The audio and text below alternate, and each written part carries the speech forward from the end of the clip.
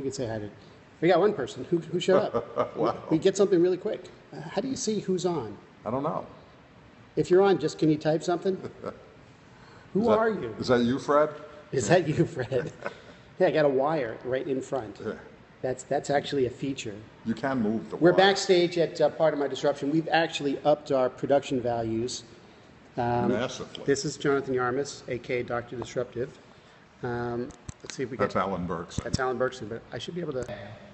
We have a camera, so we're not actually looking up at my... Well, we've got microphones.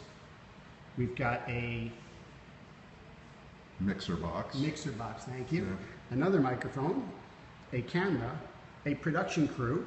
Wait. Our roadie. Our roadie. A camera way in the back. 2 laptops. 2 laptops, one. A flat screen. And a flat screen that is doing it to we should have like a rebroadcast because there are people in the back. How do we tell who's on though? Stanford. There's like one person on. What if you, I mean... Oh, somebody else joined. Welcome to Backstage at Part of My Disruption. We're going to be going live in about 15 minutes. Yeah. We're getting ready to talk about some of the top tech stories. One of them will not be live streaming. I don't think we're going to talk about this week. No. No, but there are some big news, and Jonathan is a year older than he was last month. Than I was last week. Than you were last week. I've taken I'm 3C in hex. You're 3C. 3C. You're 3 score. As opposed to 4 score. Yeah. As opposed to 4 square. 4 square. Yeah, but 3C, it sounds so much better in hex. Or we can't use your comment about what I said about Twitter, and yours was not safe for work. What did I say? Which one? I think it was Tinder. Oh. yeah. And dining consumption. And dining consumption, yeah. All right, we'll skip that. I don't know. But hey, anybody who's out there, if you've got, so we're going to be talking about the top tech stories, or not the top. I think it's more like what we think is important. If there's something that you want to hear, if you want to just type away and give us a message. We always talk about cloud. We talk about technology, wearables. Yeah, I'll try and monitor hashtag PM Disrupt. Our hashtag for the show is PM Disrupt. If you look on that hashtag, you'll see there's a link for the show. We'll have a live, it's a Google Hangout on air, so you can take a look at that. We've got customer service. We've got maybe some Microsoft. We've got... or less Microsoft is the case. Or less Microsoft. Yeah. That's right. I think we have to talk about streaming music today. Yes. I think where's my pen? I think we should definitely do streaming music. This is what we do backstage to try to figure out what we're going to talk about. So this is behind the scenes. This is like... It's not all at the last minute. I mean... No. We do have something approaching a script, 2 pages, double-sided. On this fiber made out of pulped... Yes. A natural fiber. It's a natural fiber. Yeah, it's archival material. Yeah, not archival. It won't last that long. No. On the other hand, the format isn't in danger of obsolescence. It's hard to out-innovate it, yeah. No, what I'm saying, like if we stored it on a 5 1/4 inch floppy. Yeah. Load up that Bernoulli box. Right, yeah. No, there's a reason why they were called floppies. Or the zip drives. There was a time when they were actually floppy. Or the zip drives, right? Right, we definitely do streaming. Yeah. Was your first, did you live long enough for a cassette as a backup medium? Not as a backup. It was a primary storage. Yeah, no. It was archival. Right. No, you had to get the volume right. In fact, what I did was you take whiteout and you put it on the volume control so you know where the volume was in order to get the program to load it up. Whiteout, the original delete key. I had my Tiris 80. I had my Tiris 80 Model 1. What? Area 51. Oh, you know what? I probably didn't need to start it yet. Let's start Hangout on air. Yeah, because we're just waiting. You should get a new preview up there. It takes like 10 seconds, right? I don't know. We'll find out. Hey, April. Welcome to the backstage of Part of My Disruption. The show will be starting in about... we really should get the wire out of the frame. Yeah. But it's a wireframe. Isn't that what you do for coding? Isn't that what they call it, wireframe? Let's back this up a little bit. See if we can get better. We get bubbles in. So this is backstage at Part of My Disruption. Hashtag PMDisrupt on Twitter. If you look at the hashtag, you'll see that our hangout will be starting in about 10 minutes. Oh, we're doing a little tech behind the scenes. We're just now trying to go through what we're doing for today's show. The good news is we're making sure that the audio actually works, because 2 of the last year's episodes were designed for the hearing impaired. Yes, exactly. Or the throwback Friday to the Charlie Chaplin era. Hey, Khaledulgani, thanks for joining us today. It's hard to. Sometimes you don't know if the Twitter handle is a name or something. It's always funny when Jimmy Fallon does his hashtags. Some of the names are amusing. So we're getting ready here for Part of My Disruption. I'll do a quick hey from Saudi Arabia. Ooh. We're in beautiful downtown Stamford, Connecticut. USA. So don't be global. Don't. All right. So this is this is our setup. We're getting ready to broadcast from what used to be a courtroom, and I'll turn the camera around for a second. Behind us, let's see if we can get that. You can see there's a panel there that this was a courtroom. Yeah, this was the old town hall in Stamford, and it is now the Stamford Innovation Center, a co-working and startup facility. Yeah. So if you're ever in downtown Connecticut. Downtown Stamford, Connecticut. You should stop by. We're just now going through what we're going to talk about. So if you bear with us, like I said, we're using our archival material for today's show. What is the life of paper? It's not the paper; it's the ink. Yeah, but I've got stuff that goes back 50-something years. It depends on the acid. Content of the paper. Yeah. It's like acid-free. Yeah, but I know this works for 50-something years. I have no digital media that's yet lasted 50 years. And in 50 years, you'll still be able to read it. Probably, yes. Yes. Read it, it will still be a read-write mechanism. Yeah, that's true. Yeah. All right. Verizon buys AOL? Yeah, I think that's interesting. From the perspective more about advertising than you've got mail. I think we have to start with the the United the outages. And I want to talk about the baseball one, if only because the Cards packing the Astros. Oh, right. Yeah. Yep, definitely. Yeah.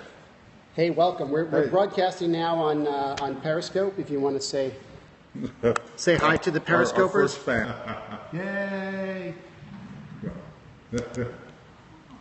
Production values. Yeah, we've upped our production values now. No. Yeah, we did. They can see us now. No. But they can see us now. We used to have the computers. They can see more of us, which may or may not be a good thing. Right. No, this is I'm doing this is Periscope. Yeah. So we've got we've got microphones, we've got the camera, we've got and we've got our backup 3-camera setup with Rhodey. Making Stamford Innovation scale wages. If you want to tune into the live broadcast it's on YouTube. You can see there's a link if you look for the hashtag PMDisrupt on Twitter, PMDisrupt, not DUS. Yes. This is Part of My Disruption. I'm Alan Bergson. This is Jonathan Yarmus, a.k.a. Dr. Disruptor. Hey, hello from Brazil. Wow. We're getting a global crowd today here for Part of My Disruption. We've been doing this show for about a year and a half. Yeah, and I did it probably for a year without you. Hey, Russia is here too. Fantastic. Oh, Daryl F. Zanuck. Yeah. Cecil B. DeBoles. We do this the second Friday of every month at 12 p.m. Eastern Time. Eastern Standard Time? Eastern Time. Eastern Time. I don't know if it's. I never know if it's daylight or standard. Did you see the what's his name? Last week tonight did a thing on why is it still a thing? No. Why is daylight? Yeah. Daylight savings time. Why is this still a thing? That is a valid question. You can sit anywhere you want. Yeah. Oh, I see. Yeah. We're all good. And we're doing a Periscope. Hey guys, I didn't see what that question was. Did you say what are we doing? This is part of my disruption. It's a tech.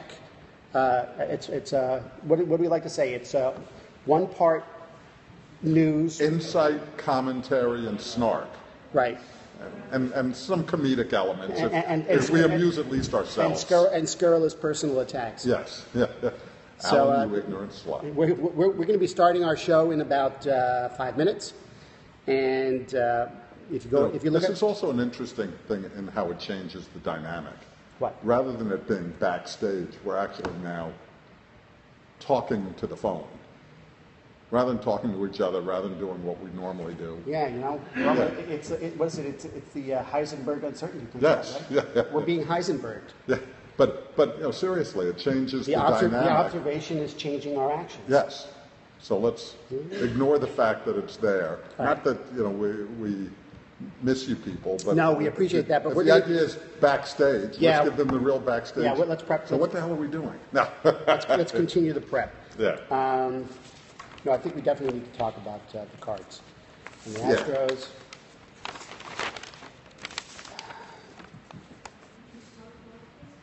No. We have a Periscope on. Yeah. And we figured I called it backstage as part of my disruption.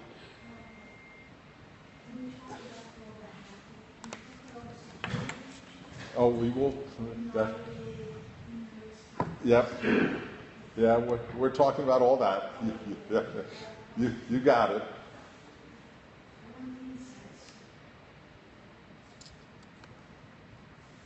Hang on, Mike Ross couldn't find the link to the show. So let me see if I can do this quickly.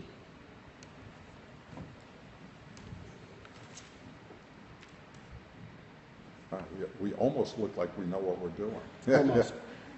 Well, the microphones are very nice. Yeah, they were. It's amazing what you. I subscribe to. I don't know how many of these daily deal discount email kinds of things. Way too many to be healthy for my wallet. But the mics were on sale. For about 20%.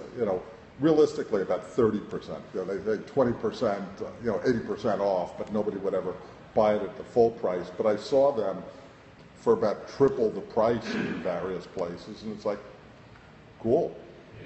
The funny thing, it came with a different set of wires that were optimized for plugging into a PC, not for. So I had to go out and buy these cables. That could be another conversation. I bought the cables.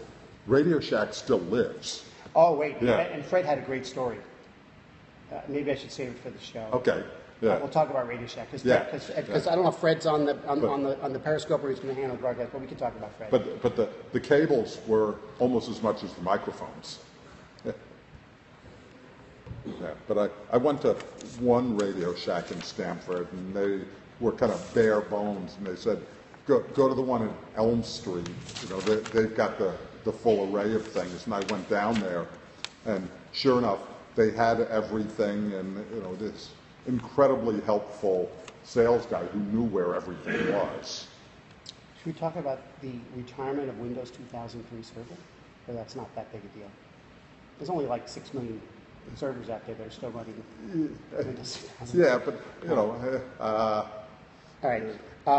Debate over the cloud. What else? I'm just curious what else you want.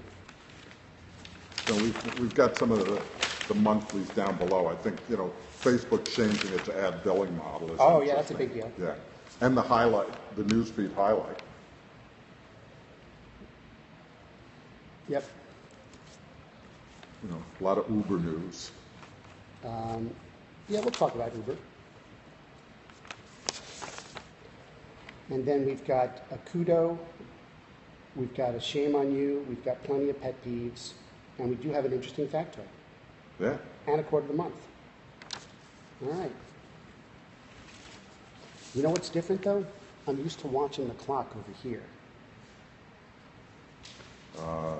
That's right. I can peek over so people can look at the side of my head. Your better side. I think it's less bald on this side than that side. What time do you have? I have 11:58. Okay. Is there a reason my preview? Oh, there. Caught up. Yeah. You muted it, so we're Yes. here now. All right. We're going to start in 2 minutes Or less. or less, and we'll continue the Periscope. Should we continue the Periscope, or should I switch to? We don't need the Periscope. Why not? I'll keep it. Yeah, that's it. It attracts viewers who otherwise might not come in. Yeah, there should be a way to. I think there's a way to promote it from here. We got a minute. How do I do that? Sorry, guys. Don't screw it up. Nope, I don't know how to do that. I'd need another device in order to retweet it. I'm gonna. Why don't you retweet the Periscope? Can you do that from your phone? Because it'll be on the P. I did the. Yeah. I used the PM Disrupt hashtag. Yes, you did. Oh, you tweeted. Although I may. All right. I'm gonna just unmute. Well, should I wait till we go live to unmute the preview? Going live. Here we go. Oops. At some point, I'll unmute it. All right. Here we go.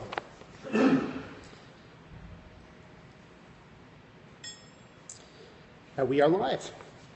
Welcome to Pardon My Disruption. I am Alan Berkson. I am the Director of Community Outreach for Fresh Desk, and I'm joined, as always, by Jonathan Yarmus, Dr. Disruptive. Hey. He's wearing his Dr. Disruptive garb.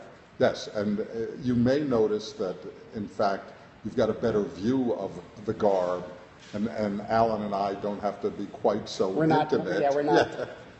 Yeah, we can spread out a little bit. And we want to check the sound. Sorry, guys, doing a quick sound check. We have a new system here. We just want to make sure. Jonathan Arms. We got sound. Yes. Wow. We will not be doing this show for the hearing impaired. Or lip readers can still continue to read. Right. Yes. Right. So welcome to Pardon My Disruption. We're here the second Friday of every month. Here being. We are broadcasting live with our studio audience from beautiful downtown Stamford, Connecticut. Studio audience? At the Stanford Innovation Center, our home for a year and a half. Now, I will point out that if you notice something different on the show this month, it's because Dr. Disruptive is a year older and perhaps a year wiser. That remains to be seen. I think I'm asymptoting. Isn't that what your ex-wife called you? Mine is the toting. So we talk about the latest in. And by the way, full disclosure, I turned in hexadecimal 3C on Wednesday. So we'll pause a moment while you do the math. Yeah, you do the math. It's another decade. Yeah.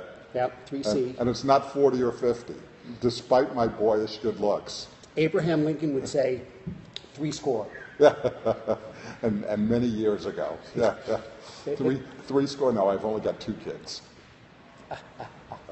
All right, so yeah, where's that sound effect when you need it?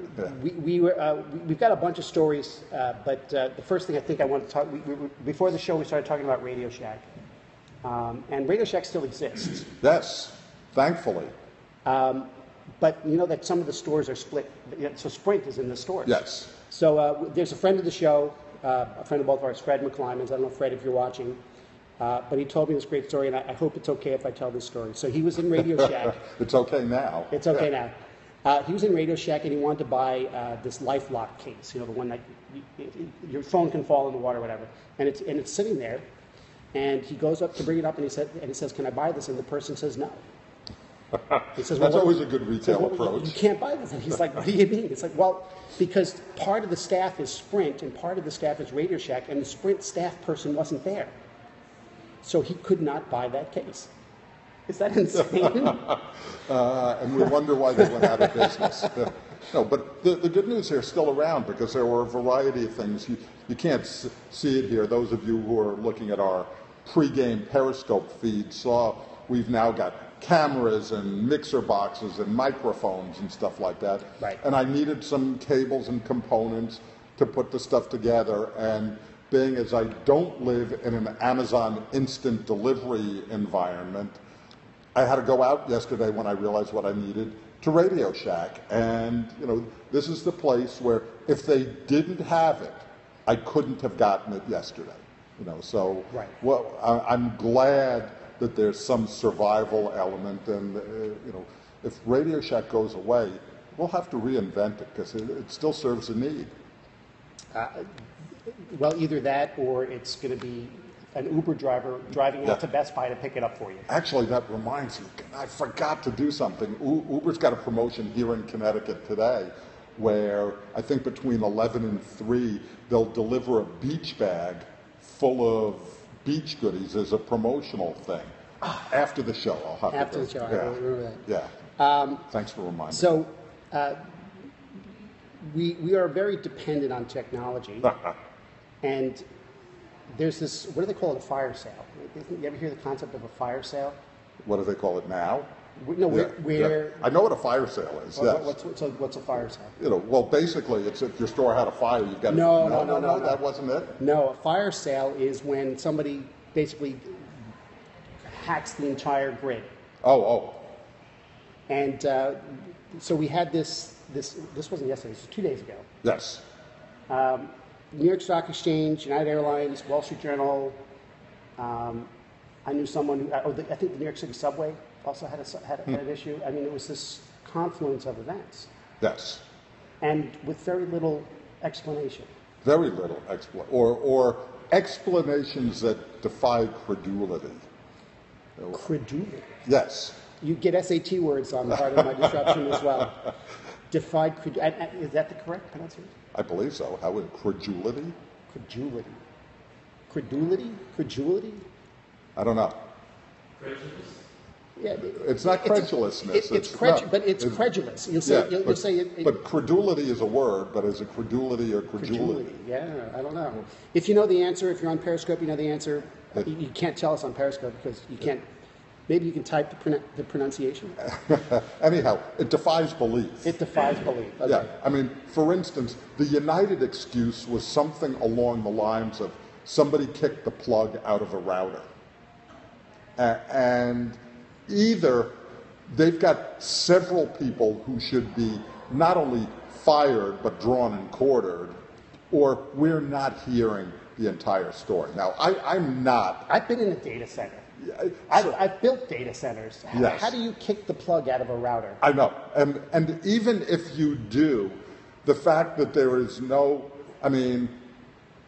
plug it back in and the system recovers, or that there's some automatic self-healing capabilities. Yes. I know. So that's why I'm saying the explanation defies belief. Although, veracity. Having worked in the infrastructure support business for many years, 99 times out of 100 it was a DNS problem. Somebody messed up the DNS table because that could screw up everything. Yes, but the fact, and again, I guess with my newfound decade, I am becoming more of a crotchety conspiracy theory, seeing things under every rock. The fact that all of these things happened in such close proximity is suspicious. Somebody tested something and said, that works. Yes. We've seen things like this before. There were probably going back 5 years or so now, there was a period of several hours when all of the internet traffic got routed through China. Yes, I remember that. Yes, nothing stopped working, but it all somehow, oops, there was a mistake in said router tables or what have you. And those of you not familiar with the architecture of the internet, it's this loosely distributed network where things go from point to point to point. So they can go in ways that are unpredictable, but they all went through China. And so there are a bunch of things where I'm certainly willing to believe that there are forces mischievous and forces nefarious who every once in a while test things or get in the message sending business saying, if you don't address X, here's what we can do. And they just throw a little monkey wrench into the system. So, or it could be a script kiddie who did oops. Yeah. I mean, that's the thing. The system has become so complex and so interdependent that there are perhaps innocent explanations for it. But A, I don't believe the innocent explanations, and B, in the absence of credible explanations from these people about how these problems came about, generally when somebody's lying about things, there's something they don't want us to know. The whole New York Stock Exchange thing, that was really no information. Right. And we still don't know. We don't know. And oh, by the way, generally, when they tell you things, I don't believe them either. I mean, we go back to the Sony hack. The Sony hack for a long time, the public story was, those North Koreans. When in fact the story is clearly a little more complex than that, and there likely was some insider help, but it wasn't convenient for Sony to have that component. So it's like, our evidence shows it's the North Koreans. So the question is, how much canned goods and batteries do we need to stockpile? Yeah, but I mean, that's one of those things where a former Gartner analyst by the name of Richard Stennon, released a book about the next war being a cyber war, and when I posted about his book on my Facebook feed, where he's talking about the future, the general prevailing comments were, "What do you mean the future?" Right. That this stuff is going on now, and the next global conflagration, another SAT word, is likely not to involve. Which I think you pronounced correctly. Thank you. Yeah. Yes, I'm more confident about that one. But the next global conflict is likely not to involve guns and bombs, but electrons and wires and things like that. Yeah. And speaking of hacks, you know how if you're a fan of the show, you know that how much we both love Bill Belichick. But I think someone took him to the next level. You're talking about the Cardinals? The Cardinals. Yeah. The 21st century gamesmanship. Yeah, and the interesting thing was, if you would pick a single franchise in all of sports, well, what happened? Oh, right. Yeah. Well, go ahead. Yeah. What happened? The St. Louis Cardinals baseball team here in the States hacked into the computer systems of the Houston Astros, another baseball team, where the rationale was a former Cardinal executive went over to the Astros, and the Cardinals were concerned that he stole intellectual property and/or the computer system, so they were just checking to see if that's in fact what was done. The funny thing, I actually believe the excuse, and the reason why I believe it is. What was the excuse? That they thought the Astros, the former Cardinal executive had gone to the Astros. They thought he had stolen some software and database information. Right. Now, the reason why I think it's credible is if you're the Cardinals and you want to hack into somebody's system, you'd think they'd probably choose a good team or a rival team. And I'll say one of your division. Yeah. But plus, you were starting to say it's the Cardinals. Yes. If you thought that there was a franchise in all of sports, first of all, it's that middle America ethos. They're so nice and fair. Cardinals and all fans are those the kinds best of stuff. fans, and Yes. they're just Yes. it would be the last team. You'd think, I mean, if somebody said it was the Yankees, you'd like, okay. Right. Yeah. Yeah. Yeah. Exactly. The Mets aren't smart enough, otherwise, Yeah, like, you knew when there was the recent, the FAA apparently came down on 3 football teams for using drones to record their own practice. I was not shocked to find out the Patriots were one of the 3. Of course. Yeah, not shocked at all. But the Cardinals, but the interesting thing, and sports is one of these old line games that is coming into what they call, the sabermetrics, the sports analytics, big data era. And I'm sure while this was the first instance, and I believe the innocent explanation, it's just another example of industrial espionage in the age of publicly accessible systems. And were they able to hack in? Did they actually hacked in, or was it an inside job? No, they hacked in. They hacked in. Yeah. Wow. I mean, there was nobody on the Astro side helping them. Right. Yeah. They hacked in. And I imagine, when it comes, security oftentimes is a lagging spend in a company, for a variety of reasons. Number one, functionality always comes first. So you're pushing the edge. Number two, and this is an unfortunate but realistic thing. When companies look, how are they going to invest their money? Right. You look and say, okay, has there been lasting damage to anybody because of these hacking initiatives? There's perhaps been occasionally some short-term impact, but Target has come back. They were the one who might have suffered, some immediate impact, but all of the other things, it's gotten to a point where we accept this as the nature of business. Companies are largely unable to differentiate themselves based on we're more secure than the next person. Plus, there's been a prevailing wisdom, and I think this is something that we'll probably revisit in the coming years, but there's been a prevailing wisdom that if we try and tout our security is better than somebody else's, in fact, it has a chilling effect on the entire market. It's like, wow, if the security is that bad for all of them, That's an excellent point. Yeah. So security has not been a differentiating factor because, rather than reinforce my notion of safety, it in fact points out the vulnerabilities of the system, which this whole Wall Street Journal, United, NYSE thing. Right. So combined with the fact that most businesses haven't experienced a security issue, and the fact that they don't want to, it's. What do you mean haven't experienced? They've all experienced. Right. Yeah. They've all experienced it. But they, 100% of companies have. Probably 30% of them know they have. Yeah. Right. But they hacked Kaspersky. Yeah. They hack the people who detect the hacks. Everybody's been involved. You see where the company that provides a lot of the spyware for governments, they themselves got hacked last week.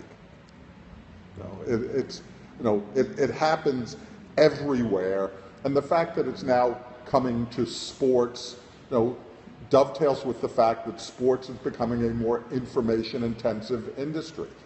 It probably began with Moneyball, Billy Beane. That if I can't compete economically, sabermetrics. Yeah. If I can't compete economically, I've got to compete on the basis of information. And I think more and more industries, this is something. There's a side of me that's actually surprised it's taken so long. That the digital componentry of any offering takes on greater and greater value.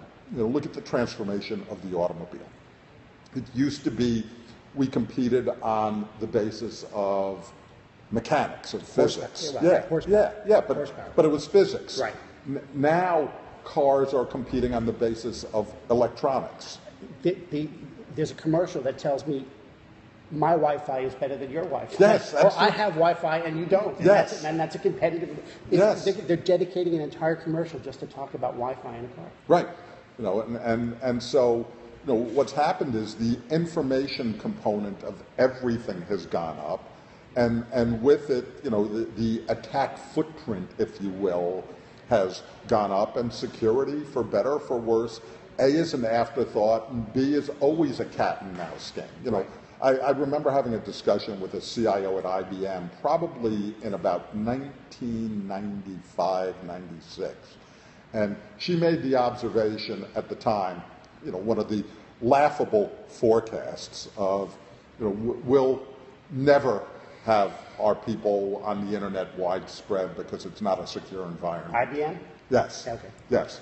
I made the observation to her that the only secure system is one that has no users. The moment we let in the first user, we've said we're going to accept some level of risk in exchange for the value. What we've gone now today is that we're willing to accept extreme risk because of the intrinsic value we get in return. But that's an equation that is constantly under challenge, and I think we're going to be, when I think about the Gartner hype cycle, and grand macro schemes, we've been on this headlong rush to connect everything. And the Internet of Things brings that to the next level. We're going to connect automobiles and industrial systems and body parts and what have you to the Internet. And somewhere, if history is any lesson, we are going to have, I don't know, do you want to call it a reset? Where we have gone so far ahead of our ability to deliver things securely and robustly that we get this gap. And the gap is, there's all of this incredible promise of what we can deliver. But the gap between the vision and the reality is so large that we pop the bubble and wake up and say one day, we've gotten ahead of ourselves. And you know me, I am the furthest from a Luddite there is on this planet. But, but at the same time, you do say we overestimate the impact short term and underestimate the impact long term, right? Yes. So doesn't that go against what you're saying? No. We've overestimated, but bought into that overestimation. We've promised the world, and we've invested behind that. And we're going to have that step back. Once we have the step back, you go in the medium term, we'll figure out all of the problems we've had and re-deliver everything with the requisite levels of robustness and protection. That's the reset. Yes. Okay. That we got ahead of ourselves. There will be some cataclysmic event, and I hope it happens at a time when I have cash in my pocket and gas in my gas tank and food in my refrigerator. So now that we've cheered everybody up, let's talk about something fun. There's nothing fun here. There's always something fun. You want to talk about music? Let's talk about music. Yeah. Let's pop music. Talk about New York, London, Paris, Munich. Everybody talk about pop music. Okay, but we're not singing. No, we're not the singing. Don't worry, kids. Yeah. No. So the 800-pound gorilla, no pun intended, in the music industry is Taylor Swift. I'm trying to figure out the pun. No, meaning she's not 800 pounds. Right, she's a slight. Okay. She's not a rabble rouser. She's not like a punk or a. She's just a. She writes music and. But she's put Come on, there are going to be nude pictures of her on the internet somewhere in the next 72 hours. But. No. So this whole idea of music. Yeah, Apple Music. But I'm just talking about music in general, and it's. I bought records, and then they came out with cassettes, and I bought cassettes, and then they came out with CDs, and I bought the CDs. You forgot 8 tracks. You never and bought those. I don't think I ever owned an 8-track. I had Don McLean American Pie, I had a Rolling Stones one and a Beatles one, and I think that's about it. I don't think I read it. So then you bought CDs. Then you were able to rip your CDs. onto digital, but then you can buy digital music. But I have this Or dilemma. steal it first. My kids love music, and when they, for their birthday or for whatever event, they're always asking, get me an iTunes gift card because they want to be able to buy music. I remember those. My kids were in that. So, but now I'm stuck with this dilemma because is that whole model of owning music becoming obsolete? Meaning, I feel I buy a song, I can play it as many times as I want. That's why I buy it, as opposed to, in the old days, we'd have to wait for it to show up on the radio. I remember recording the radio because I wanted to have the song, Yes. and Yes. you'd make a mixtape Yes. on your cassette, right? Yes, Same I thing. did the same thing. So Wow. you'd have to wait for it to show up. So the whole idea for me, And you hated when the DJ talked over the song. or when the DJ didn't tell you what the song was. Yeah, yeah. You know, that always bothered me. Yeah. But so Soundhound. growing Yeah. right. Yeah, Shazam. So growing up in an age where I wanted to have control over when I played a song has in my head that I have to own it. I have to have for lack of a better word, physical copy of it that I can play whenever I want. But now these, Spotify, now we have Apple, Music, all these music streaming services. Where's this going, and what does it mean for the music industry and for just that whole concept of owning? Yeah, there are a couple of things at play here. One is, what are the economics of the industry going to be? Because the economics used to be pretty interesting and favorable to some extent for artists, certainly for labels. Right. And that's the big overlay here. What's the role of a record label? It used to be to discover and promote talent. And they used that as a justification for extracting large amounts of the revenue out of the system. Right. That they would force you to buy an album, for $10 or so, when you really only knew and wanted one song. Yeah. Absolutely. Yeah. And now what do we have? We have disintermediation is a term that is grossly overused. And in fact, if you're keeping track, that's the third SAT word today. yeah, and related to that is re-intermediation. There have been opportunities to create new intermediaries. But music is one where we've had a real democratization of music discovery. Some of the production values here are courtesy of friend and colleague Adrian Bowles, who last week, was it Adrian, recorded somebody's music session, and put it live on the internet and recorded it, and people watched it and shared it and things like that. And how do you find out about music these days? You find about from your friends. What are they listening to? Because which friends of yours have similar tastes. Right. Some small but notable percentage of my social media feed is music they've discovered and artists Right. they like and things like that.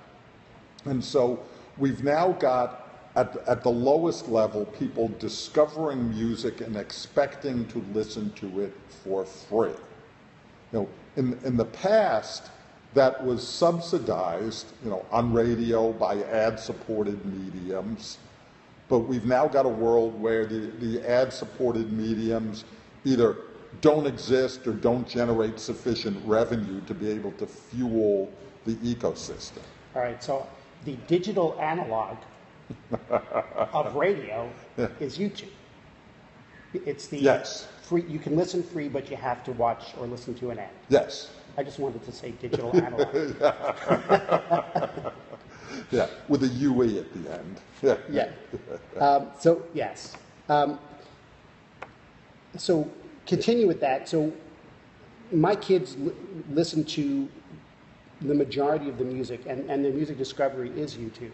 Yes. And it's, for us, it was a mixtape. For the modern equivalent of a mixtape is a playlist. And my kids will go on and see a playlist for their Broadway tunes or pop tunes, whatever it is, and that's their music discovery process.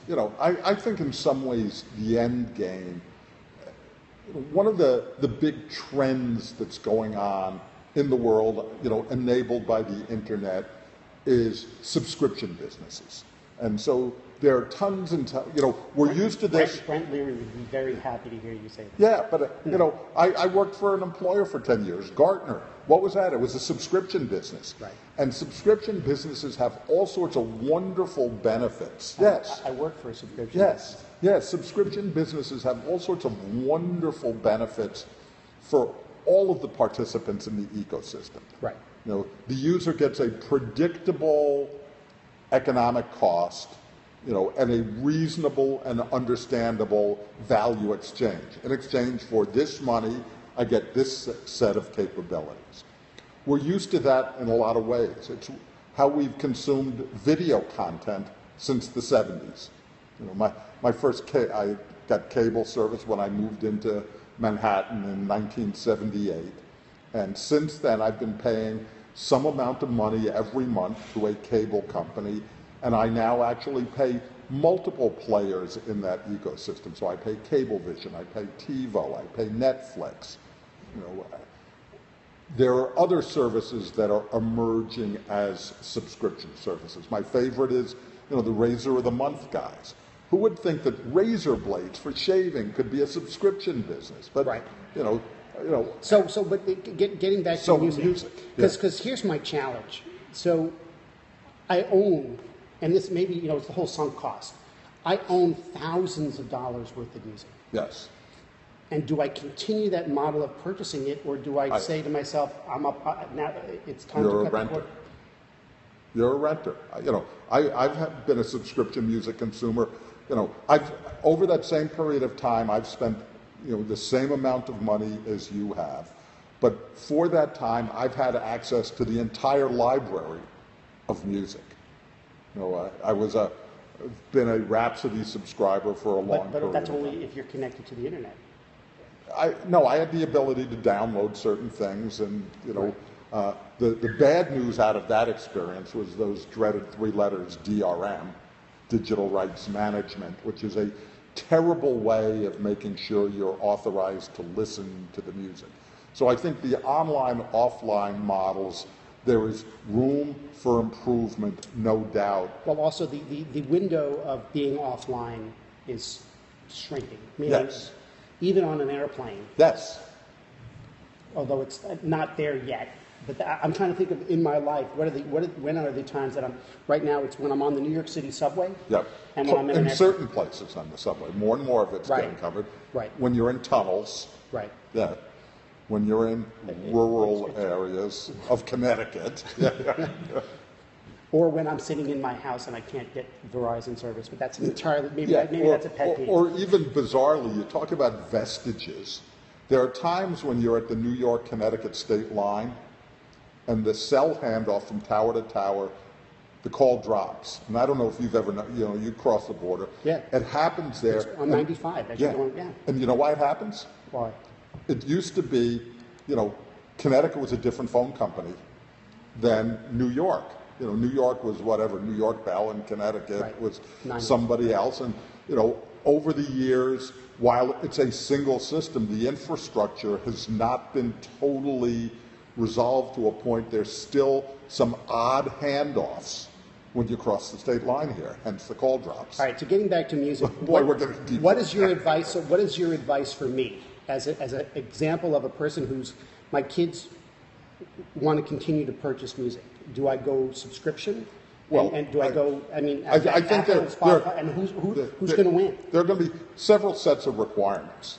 One is, do you want to control completely your listening environment? And if so, you will likely have to pay for said environment. If you want to listen to random streams with some ability to control, i.e., skip the song and go to the next one. What I find interesting, a lot of the commentators about Apple Music are saying the thing they love about it, and as an old radio guy, this actually warms my heart, is the curated DJ experiences. It used to be, those of you old enough to remember, for instance, Vin Scelsa on WNEW. Vin Scelsa. Yeah. Just this totally offbeat character who played thematic music sets, and you loved sitting there what's he going to play next? What songs go together? And somewhere, some radio executive decided that having the talent decide the music was a bad idea. That the best way to do this was to have some anonymous programmer from Peoria, Illinois. But it was data driven. It was. That was an early use of data to drive their program. Yes, and drive an anonymous, calculated experience that led us to listen to the same 12 songs all the time, no matter when you tuned in, because it would optimize the audience listening. But the curated experience is coming back, and that's a nice thing. But if you want to cede control of your music to people making decisions, and you get that music for free, perhaps ad-supported or otherwise subsidized, there will be the free Pandoras and Spotifys and Apple Musics. If you want to control your listening experience, I think we're in the early stages of an evolution from owning music to renting music. Right. And I just have to figure out when to make that step. Yes. And who's going to win. Because, well, the good news... I guess it doesn't matter. Yeah, the good news, yes. There are no particular penalties to guessing wrong. Because the flip side is, this maybe is another conversation, I own, for lack of a better term, movies that I've purchased on Verizon, on Amazon, and on iTunes. Right. And I can only get to them from that. And I don't even know what I have. Yeah. But which one do I continue to purchase from? Yeah. And the good news with music, a lot of the services have access to large libraries of music. So. Oh, that's also the other thing, is that not there's no all-encompassing service that has everything. Right. And ever be it thus, and people will pay for exclusives, although there have been some rebellions on that part where somebody... Which goes back to my ownership model. Yes.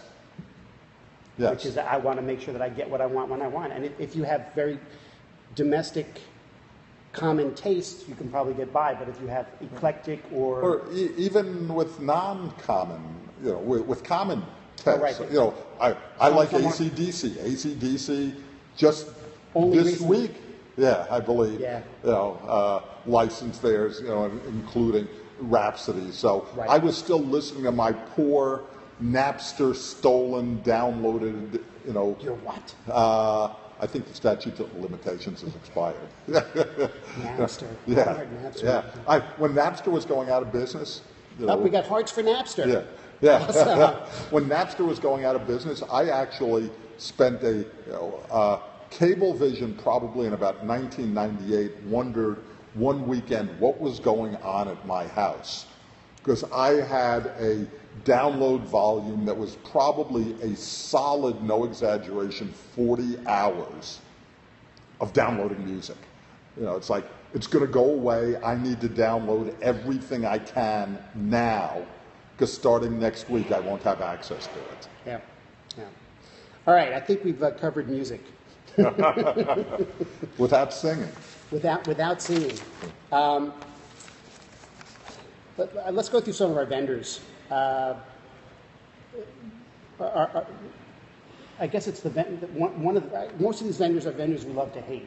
Are we going to try and love to love them? I don't know. But Facebook has been doing a lot. Some positive things, actually. Well, so one of the most interesting things for me, actually, is the popularity among marketers and people who are in the video space of Facebook video. Yes. That it is a game changer in terms of audience engagement. It's the numbers are pretty. Facebook. At some level, it's pretty amazing when you've got a user base of what are they probably now 1.5 billion people. That everything is so huge. So when you think videos, you think YouTube. Yep. And there's probably still a large amount of long-form video consumption on YouTube. I don't know the numbers off of the top of my head, but Facebook has 4 billion with a B. Billion. You have to do your pinky. Yeah, billion videos day. A day. Right. Now, a video view is counted as watching it for at least 3 seconds. But that could and happen with as you auto scroll. start, Yeah, with auto start, that yes. could happen as you're scrolling Yes. down. You know, and the advertising industry in general has this big issue going on called viewability. You know, so there are a lot of ads or things being counted and or paid for which, you know, if a video plays but nobody's there to see it, is it really viewed? Right. You know, but even if we allow for the fact that, you know, if it's only 2 billion videos a day or whatever, that's a lot of video. That's You know, a lot of video. and we were talking about this beforehand on our pregame Periscope feed. Yeah, is, you know, there's clearly a generational thing going on. You know, and you and I have last month talked about the gender thing with Pinterest. But it's our generation that's on Facebook. You know, the younger generation is there too, but I think, you know, the larger trend I wanted to talk about, you know, with regard to that is video versus stills versus text-based content. Right. And I think we're in a stage of new shiny objects, so we're skewing everything to video. You know, that, and we're probably using it in areas where it's not the optimal content form delivery. You know, Periscope is great, but do you really want to watch everybody live streaming their mundane existences? Particularly if you're on mobile, it takes up your whole mobile. It's the only thing you can do Yeah. while you're on mobile. Yeah, but on the other hand, though, you know, I think there's a larger term, curated opportunity. And again, you know, to Adrian's video recording session with this rock band, there are probably a whole bunch of people who are periscoping and meerkatting things. And are there, you know, is the future, you know, today you watch a baseball game and the baseball director has at their disposal 15 cameras. Right. To see what's going on. And a good director does a good job as opposed to Fox doing postseason, which they're terrible. Yes. Okay. Yeah. You know, shout out to Bill Webb, the Mets TV director, who's the man. The man. Yeah. But we're going to get to a world where we're going to have thousands of people, and there will be curators / directors who will be able to live broadcast and or produce edited highlight things that have incredible amounts of input. You know, but I think, you know, video is something where there's so much bad stuff and so much wasted time and so much inability to control the experience as a consumer of video that you know, I want the curated experiences. The consumer experience for video is, we talked about this a little bit before the show, is it's, what's the word? It takes up your entire focus. Yes. So video, you have to watch it at the speed it was created or at the speed that it's being played, and it takes up 100% of your focus in order to consume it. As Right. opposed to audio, which you do have to do the same pace, but it doesn't take 100% of your focus, versus text, which It's you can so much skim, more you can- efficient. You can multitask, you can skim, you can skip ahead and back, you can, you know, browse by quickly. You know, text is still a really good medium for information consumption. It's just, you know, and we're now going to get in the way these macro societal issues. You know, I think in an attention-starved world, you know, video going, look at me, is easier to command attention.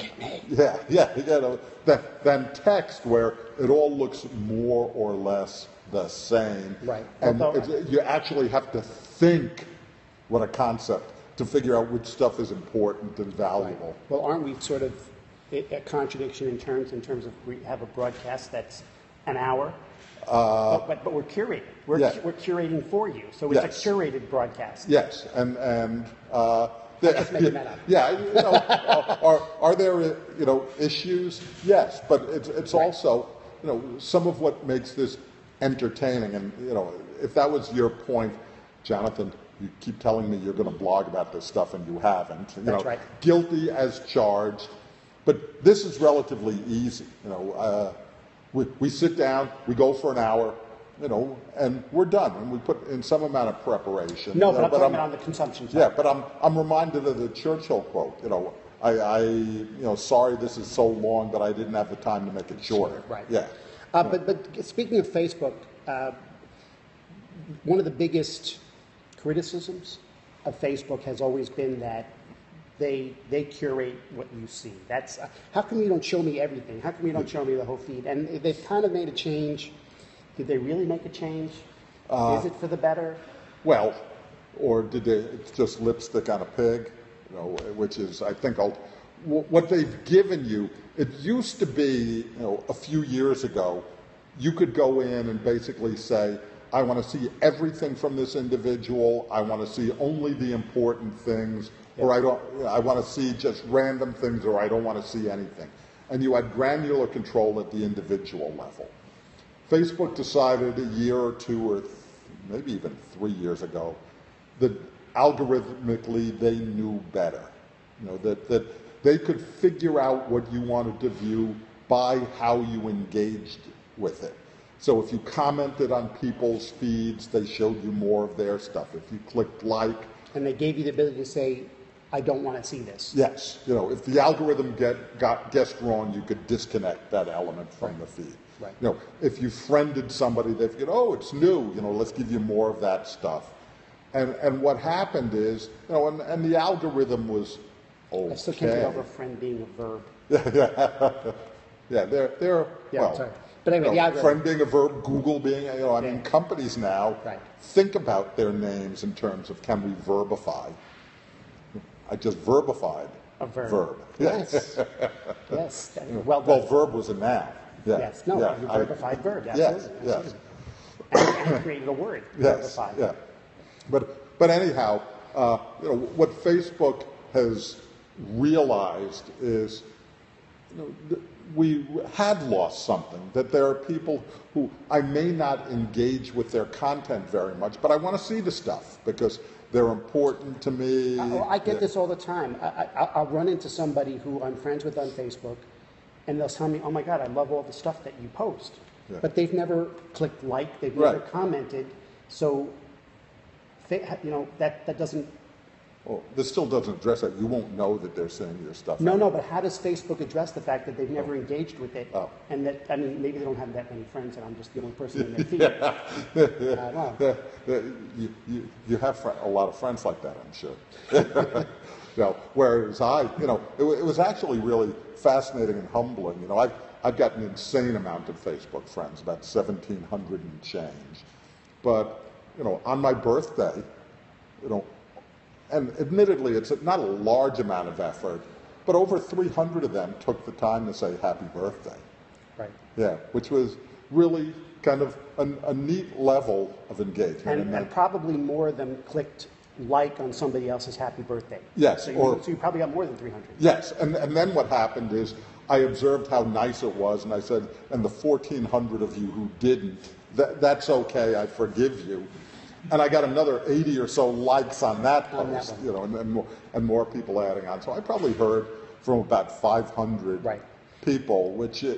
But getting back to the changing the but I don't, which is an incredible reach. But what happened when I looked at that, there are certain people I realized I hadn't seen stuff in their feed, in my feed, in a while, and it's a shame. Or people I used to see all the time disappeared because the Facebook algorithm prioritized people otherwise. Well, they've returned, and you can now go in, and I think it requires several nested layers of clicking to get to it.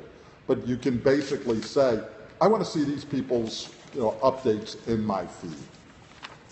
And well, I'm going to give it a shot. Yeah. And maybe we'll come back next month and talk about it. Yeah, maybe we will. All right. It's time for some of our standard monthly, what do we call these?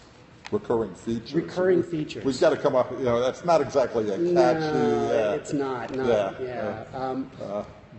But we have... Pardon my rant. Pardon. part of my rant. Speaking of rant, so let's start with pet peeves and your birthday. Yes, yeah, pet peeves. Brands, I love the brands. Dear brands. Yes. Good, you can start it like that. Yeah, dear brands. Thank you for thinking of me. Jimmy Fallon, yeah. Yes, dear brands. Thank you for thinking of my birthday, yes. but... No, first let me give the kudo. Okay. Some of them actually, give me little gifts. This is a kudo and a pet peeve. Yes, a crant. Yeah. Rant. A kudo rant. I'm writing that one down. Yeah. Rant. Thank you, those brands who gave me something of value. $5 here, $10 there. Right. Some form of free discount. drink or free something Yeah. on your birthday. Those of you, however, who said, "Happy birthday," please buy something from us and use it as an opportunity to just, gee, we've got an excuse to talk to him. Let's market to him. That's not what I call a value exchange. I shared in some way, shape, or form my birthday with you.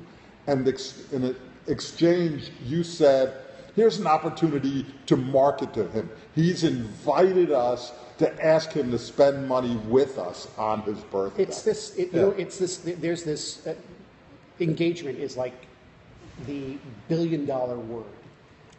Brands want to engage with us, and the low-hanging fruit of engagement is your birthday. I think that's like or various milestones. Milestone. All right, let's do milestones. Yes. But birthday is a good one. And yes. But do it right. I know. Yeah, it's not that hard. Not to encourage them to do it more. Their only saving grace is so many of them do it badly. I would publicly shame someone if I thought of who did it right now, but nobody specific comes to mind. So I'm not punishing anybody for having done it, but the effectiveness, it's like, I didn't forget about you. I just choose not to purchase from you. And you didn't help your brand image by just shamelessly asking me to spend. Well, that's it. Offering me a discount on my birthday is not the same as giving me something free. Right. And if you give me an invitation... Oh, okay. You know what I'm saying? I think I did. Yeah, look, if you say, here's your birthday, take 5% off. Yeah. No, that's making me spend money that I normally wouldn't have spent, as opposed to saying, here's a free coffee, here's a free donut, here's a free... Yeah, but I don't mind the discount thing either. They've given me something of value. Because they expect that you're a customer, you'll be doing... Right. Yeah, and that's okay. Right. I'll accept that level of intrusion, but oh, by the way, come shop here because it's your birthday and you probably got some cash and want to splurge on something for yourself. That is not a value exchange. All right. Shame on you. Shame on you. Several of them. Well, pick one. Pick one? Yeah, well, let's go with the second one. Yeah, we agree. Yeah. Because I love poking fun at my former employer, yes. Gartner. Let's go with the second one. And predictions are always fun. Yes. And this is one I kind of shamed at the time, but I thought it's like, wow, if they're right, I'm going to look stupid. Yeah. Well, they weren't right. 2011, Gartner forecast predicted that by 2015, Windows Phone would surpass iPhone. Yeah, we picked this on the week in which Microsoft laid off 7,800 people in the Windows Phone slash Nokia. Let's be clear, it's only July. There's still 6 months for the forecast. Yeah. There are certain things. It's like I'm trying to think. I may even be prepared to declare victory now. That even if there was some catastrophic event to occur in Cupertino, such that the Apple Corporation ceased to exist and sold nothing more for 2015. Yeah, just the stuff that's in the pipeline now, in inventory. Right. That their inventory alone wouldn't enable that to happen, in any more, well, there are probably some markets where Windows Phone, sorry, my Microsoft friends, I know there are certain markets where Windows Phone is doing disproportionately well and, that has something. In TV, they call IFR, are you familiar with that acronym? No. IFR is a Nielsen acronym that stands for insufficient for rating. You know, that there are TV programs out there when Nielsen publishes its book, the ratings for that particular show are IFR. Okay. The audience was so small, you know, that Nielsen couldn't ascribe any viewership number to it. You know, so there are markets for which Windows Phone is not IFR, but the forecast, I mean, that one, at the time, I wondered what they were smoking, and given that I live about half a mile now from Gartner, you know, I sniff out the window every once in a while, and you know, no evidence of, you know, any herbal activities there, but that was a head scratcher then and laughable now. So shame on you. And then, you know, let's shame AT&T just because the telcos. Yeah, I'll do it quickly. Particularly for this reason. AT&T got fined. You know, We've talked about this on the show before about. Yeah, you know, the unlimited data customers. You know, the bane of the telco's existence is unlimited data customers. They've done everything to get rid of them because they now want to, you know, meter data usage because, right. You know, the airlines industry has taught everybody that overages and additions is a great way to boost your business model. So AT&T, you know, that those people, those few left who had unlimited data plans, they decided they were over-delivering, so what they did was throttle the speed, you know, on those unlimited people. Because the way, you know, the unlimited people got killed was they were consuming large amounts of video, so the way AT&T was going to discourage them from consuming large amounts of data. It was making it a poor experience. Yes. Yeah. Excellent. Yes. Yeah. They got caught. They got fined. All right. Kudos. Speaking of bandwidth. You know, my, you know, this is kind of, I was going to say my favorite airline. You know, this is, I'm trying to think of the best politically incorrect, or trying to avoid a politically incorrect analogy. You know, but favorite airline is almost oxymoronic these days. You know, that the airline experience, unless my least hated airline. Yes. You know, but I like them a little more than that. But anyhow, I flew JetBlue out to San Francisco the other week. And number one, I flew their Mint, their new first class experience, which is, you know, amazing. Was it Mint? You know, it was Mint experience. Yes. Okay. Well, you know, $599, which is, you know, is really good. You know, considering my coach ticket would have been $399, the extra leg room would have been $499. So for $599, I got the full reclining, you know, lay flat bed, you know, little tapas style breakfast, even a little sliding door to the aisle. Get to your fast Wi-Fi for free. Fast Wi-Fi, you know. Fast Wi-Fi. Yeah, because that you don't have on the plane. No, you know, one you don't have it fast, two you don't have it free. Right. And you know, I don't expect them to retain the free, but the fast was really, you know, a wonderful experience. You know, and you know, when you don't have it fast, you know, those of you old enough to remember the days of 300 baud modems when text kind of creeps across the screen. You know, there are a lot of those watching the whirring ball. You know, this was snappy and, you know, it was... So kudos, JetBlue. Yeah. All right, interesting factoid. I found this one. Yes, you did. So I'll go ahead. You know, tech investors. So tech investors out there, which would you take?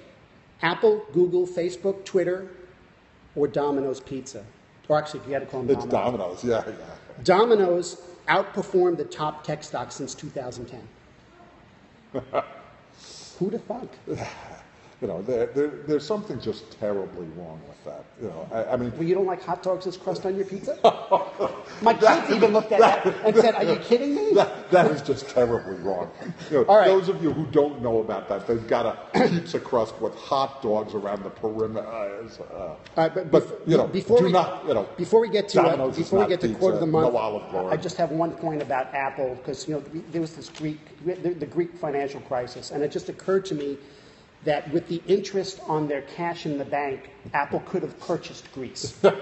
And they would have had a great place for company outings, right? Yeah. And it would have been a great perk. Yeah. I mean, Apple has, what, $180 billion in the bank? So the interest on that, it's probably over $200 billion now. they could have bailed out Greece Yes. just on the interest. Yes. And, like I said, they could have bought Greece. Yeah, we'll have to. I'm sure if we Google it, the things you could buy with $200 billion. Right. Yeah. All right. Quote of the month. Yeah. I love this one. Somebody said, "Be careful when you follow the masses. Sometimes the M is silent." And this is something some years ago actually made a similar observation by mistake. I was talking, I thought, about the wisdom of crowds, but afterwards somebody came up, and several people, in fact, said this is what I said. I was talking about the wisdom of clowns. And it caused me to reflect on the fact that, idiots in large number do not lead to intelligence. This is one we're seeing played out more and more. I mean, that whole wisdom of crowds thing, I still believe in the concept, but it goes back to curation. There are a whole bunch of websites that are now disabling comments because you don't get intelligent conversation there. You get idiots yelling at each other, and it's really, really sad and disgusting to a point where, I think the notion of intelligent conversation, that's a discussion for another day, Maybe we need to but have that. intelligent conversation in closed, selective communities. Even there are issues, but open communities do not give us great experience. The M is silent. And with that, we have come to the end of our program.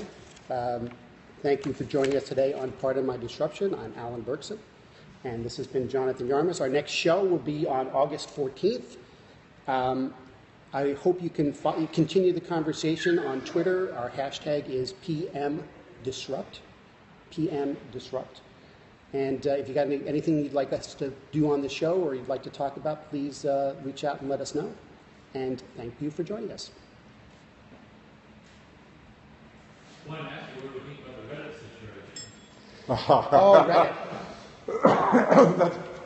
Reddit. It's an interesting observation about the fragility of communities. Yeah. We can continue. We're continuing the Periscope, I think, for the after show. Yeah. He who lives by the community. They handled a situation badly, but I'm not sure there was a good way to handle it. No, I think the challenge is the disconnect between monetization and engagement with your customer base. And what happened with Reddit was somebody said, let's cut expenses and increase revenue. And the person who did that had no idea what made Reddit tick. And what makes Reddit tick is really passionate people who like to talk, and their moderators are volunteer. And if you understand what happened, they fired the person whose job it was to interface with the moderators. Yeah. That was her job. She ran all you've heard of the famous AMAs, right? The Ask Me Anything. It was her job to do all the coordination, get the guests and set them up and do all that stuff. And so her job was to help out these volunteers. So Reddit fired their volunteer coordinator. And what is Reddit? A community of volunteers. So that was a total disconnect. But it's a generalizable, like Etsy, in some ways, is facing the same. It used to be a community for individual artisans to sell their product. Right. The business got big and successful, and they're going public. And what's one of the things you need to do when you go public? You need to grow your revenue stream. And when you do something like that, the individual artisans are interesting, but you may want to cater your business to the top 10%. You may want to cater your business to people who do not yet sell on your platform. And so they had to go re-architect their business model, and did so in a way that alienated, the base that got them there. So if you go back to the 90s, there was this whole gold rush for how do you make money on the internet. And besides porn, which is how you make money on any new technology, how do you monetize it? And so there was this quest. They said, we don't know how we're going to monetize it, but let's just get eyeballs. It was all about eyeballs, right? Yeah. That was even the term they used. Yeah. How many eyeballs we can get. And we build a critical mass, and then we'll figure out how to monetize it. And that monetization would come at odds with what built the eyeballs in the first place. And that hasn't changed. Right. That conundrum, that challenge still exists in terms of monetization.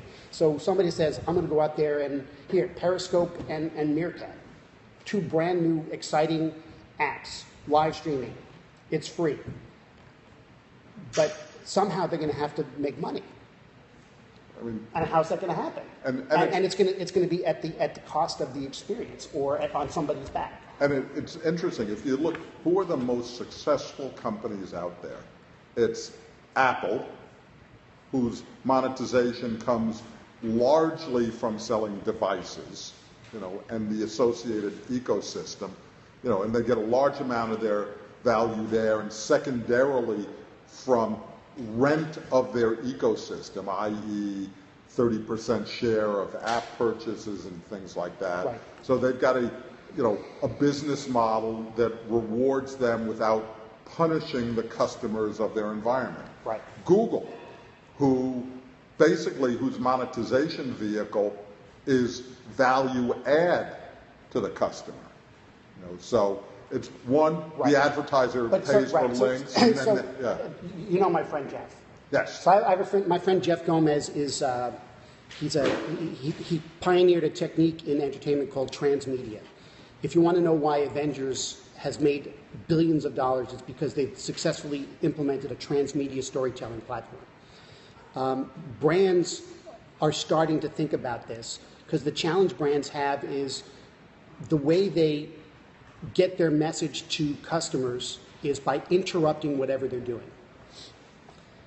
So what is a commercial? It's an interruption of your experience. And consumers are becoming less and less accepting, maybe, of that interruption, to the point where if you have 4 seconds and then you can skip, they're going to skip. Become a nerd to be. Yeah. And we become so. They have to find a different way to engage it. So that's where you heard these terms like content marketing and brand storytelling and corporate narrative. In some ways, it's back to the future. They started this in the 40s. Right. Soap operas. That's why they're called soap operas. So what I think has to happen with these types of platforms, the answer to the eyeballs is finding a way to not disrupt, if you pardon the expression, the experience. Yeah, or and you've heard me say this, more than once. I think advertising has the potential to be a value add proposition, just VRM. not the way they've done it. We got to bring VRM back up. Yes. We should be VRM. Yes. Have you ever heard us talk about VRM, vendor relationship management? It's the flip side of CRM. If CRM is the notion that the brand owns a relationship with you and gathers so much information about you and then uses that information to present offers and value to you. Vendor relationship management says, no, that's really the wrong way to do it. I, as a consumer, ought to be able to define what I want, what I like, and the terms under which you can and should engage with me in some systematic, programmatic fashion. And you determine what information you give, and then that could lead to a better experience for you, because if you give me a piece of information at my time of need, and it happens to be a purchase opportunity, that's a value add. Yeah. It makes perfect sense, Doesn't doesn't it? it? Yeah. I don't know what you'd say, I'll pay $10 a year if I say this is what I'm going to be looking for in the next 6 months at this point. Yeah. Yeah. And oh, by the way, give you a more holistic experience, because right now, I always say, when you go into Best Buy to buy a TV, some of the times you just want to buy a TV, but some of the times you've moved into a new house and you're outfitting a variety of components, and rather than No, them being absolutely. able to sell you a system, they're selling you a component. And we've No, got no it- systematic way to here, ask for a solution. No, moving is a perfect example, but even something smaller. I wanted to redo, my kids, they shared a bedroom, they wanted to have their own bedrooms. Aw. Cute. I have identical twins, so this is a big deal for them to have their own rooms. If I can announce that to the world and say, I am redoing 2 bedrooms in my house, then they can give me decorating ideas, they can give me tips for painting and furniture, whatever it is that's relevant to me, because I was looking for that. I was doing searches. Yes. Lamps, dressers, and whatever. I mean, they end up getting everything IKEA anyway, but that brings value because I can announce I'm going to Europe in 6 months. Hit me. What's a cool thing? What do I need? Yeah. What do I need to do? Where should I go? If you're a restaurant, if you're a hostel or a B&B somewhere, target me. I'm telling you. Yes. You don't have to look for me. I'm going to tell you. You're giving them permission to talk to you. Yeah. Yes, encouragement. And they know that you're going to listen. It's not going to be like, yeah, I'm not legally see that. Yeah, I may not shoot you, but yeah. Interesting that. it's logical. I Yeah. mean, to a certain extent, Amazon does that and Google does that. So if you do a search for something, your ads that you see, your pop-up ads are going to be reflected on your recent searches. That's a little creepy. Or, Because I don't know that it's creepy, but part of it, it's, I wanted a piece of information and now it hammers me with things. Or I'm done with it. I already made my purchase. I already made my purchase. I don't need to see it anymore. Yeah, yeah. Hey, sorry guys, I'm running low on battery on my. Oh no, we got 20%. We're good. We'll keep going. So vendor relationship management. I think we need to bring that up again. Yeah. Because that is the holy grail. You know what we may try and do? I may even see if I can, the whole concept. I thought I had, one of the things we analysts love to do is invent new categories, and I got invited by our friend Tatiana Kanzavilis Tatiana. years ago to do a presentation on social CRM, and so I as I'm thinking and putting together my slides, I had this epiphany that it's not really social CRM, that the inevitable expression of social CRM is this thing called VRM. And I'm thinking, wow, I've created a category, I go there and do my presentation, and the punchline is VRM. And afterwards somebody came up to me and said, Doc Searles has been talking about that for a year. That's like, on the one hand, it's like great. If you don't know who Doc Searles is, if you remember in the early days of the internet, there was a thing, the Clue Train Manifesto. This was this whole, beautiful political polemic discussion about what the right way to do the internet was, and governance and freedom, empowering users and so on. I think it was like 100 and something, principles and so on. And Doc was one of the guys behind the Clue Train Manifesto. So there's a side of me that's like, wow, Doc thinks that it must be really cool, and I'm on board, but it's like, damn it, I wish I was first. Yeah. Since and the Periscope users, if any, go look at Project VRM. It's something Doc continues to do, their initiative and yearly meetings about it and so on. So, VRM is one of those things, in classic instance, I've ever since thinking about it, I've become really excited about the potential, I think we need to. Yeah, We need to bring that up but- again. There are, I think elements of it, where you look at, user empowerment and things, and you could, argue that Jeremiah Oyang and his collaborative economy, things are elements that are VRM-like in some instances of their expression. Like why? Well, I think, for instance, in the old days you had, well, at the high level, the thing I find interesting that the largest hotel company in the world owns no hotel rooms. Right. You know, Airbnb. Right. The largest transportation company in the world Owns no cars. Right, You yeah. know, and Right, but how is that related to VRM then? you know, because we now have an environment that is focused around user empowerment.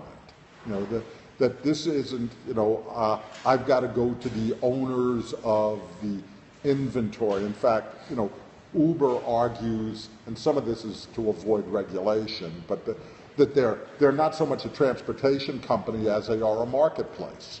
You know, a marketplace of sellers of services, car owners, and buyers of services. Yes, you know, and there are elements, you know, the fact that they're doing it to avoid regulation doesn't change the fact that it's in fact partially true. Yeah, maybe even largely true. But I think, you know, that's changed the equation. Before you got in a cab, you knew nothing about the cab driver. Now I can see what car he's coming in, what his ratings are. You know, I've got some control over the experience. You know. Have you heard the Well, yeah, I know. no, They rate no, me no. too. Have you heard the expression 5 for 5? No. Or not in this context. The expression 5 for 5. You give me 5 stars, I'll give you 5 stars. Oh, okay. Yeah. Yeah. You know, I'm a Met fan. I haven't heard how, you know, with their offense, I haven't heard 5 for 5. No, 5 for 5 is Yeah. you get in, it's like, hey, 5 for 5? Yeah, or, you know, one of the things, you know, I won't say I do it to get good ratings. I do it because it's the right thing to do. But, you know, I think the Uber app is now starting to allow tipping, but before there was no tipping. Lyft does. So, you know, so I'd get out of the car, I'd give the guy a buck. You know, and You should carry $2 bills, and I say, yeah. You carry $2. $2 bill, $2 bill. They say the dollar with inflation is not giving a person dollar figures. Many cases, that's Yeah, $2 yeah. bill. Yeah, although, you know, a large number of my They should just call Uber it a tip. rides are just from my apartment to the train station, where it's a $6, $7 ride. So I'm giving him, you know, a buck is 18% or so. Yeah. Yeah, which, oh, by the way, is another, you know, it's like, for that I get a nice car. I know where it's, you know, it is compared to the, you know, the train station, the cabs here. The train station cabs have like several 100,000 miles on them. the springs sticking out through the seat. And in my neighborhood, you don't get to ride by yourself. He'll make 3 stops on the way to the train station. Yeah. Oh, yeah.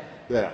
You know, mine doesn't do that, but it's, you know, it's $10 instead of $6.50, $7 on Uber.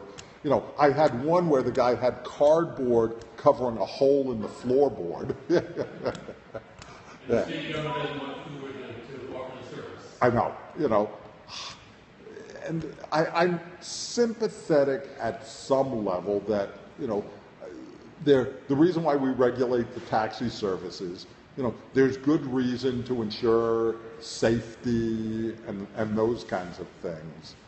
But the fact that, you know, these monopoly businesses have behaved like monopoly businesses, and somebody comes along and offers a better, And you figure Uber is actually regulating, I mean, like I said, you're getting feedback or check, it's almost as good. yeah. What was the company that had like 100 antennas on a chip and they got put out of business by the cable companies? Do you remember that? Oh, yeah. Yeah, it wasn't 100 antennas on a chip. They just had all these little antenna farms. Yeah, but that's what it was. But they had like a board. They were trying to say they were just retransmitting. Yeah. It was a one-to-one relationship. You owned a dish. You essentially owned Yeah. an antenna. Yeah. Which I. That's how they tried to say it. Yeah. The Supreme Court said, no, Yeah. You're rebroadcasting it. Yeah. Which, oh, by the way, I thought was a legitimate argument. You know, the fact that they had a one-to-one relationship. that was you had fair. your antenna. Yeah. And they were just taking it over there. Who were they? But you know what I'm talking about, right? Yeah. Vendor relationship management. So I see the marketplace. I don't see, because it's still, I'm asking for something and somebody is offering it to me, as opposed to me giving out intention and people giving me value add to that intention. So if you give me a car ride when I want a car ride, that's great. But if you say, would you like a Starbucks coffee waiting for you in the car Yes. when you get there, that's value add. Yes. Right? Yes. It's expensive, but it's value add because it's Starbucks. Well, do you know that Uber guy was making $4 million a year? He was selling jewelry out of his car. He would say, he would talk to people and he'd say, by the way, I make jewelry, would you like to do that? Yeah. And, That's on. the Starbucks, yeah. But that's to me, that's where the VRM comes in. When you can show me something that will add to my experience that I didn't think of. So if I'm ordering a car, I need a car. That's utility. I need a car to take me from point A to point B. But if you're going to say, I'll give you a massage, you want a massage while you're in the car. Do you want a cup of coffee? Do you want something that's going to be part of that experience? Yeah, I would say at best, the things are orthogonal, but I think, they end up in the same discussion on occasion. At least, the Polemic, VRM. they're orthogonal. You're really on a roll today. My daughter would be proud. Yeah. Did you see the video of her? I didn't see. I saw you posted that. I didn't look at it yet. Yeah, look at the video. Thanks for coming. See you next month.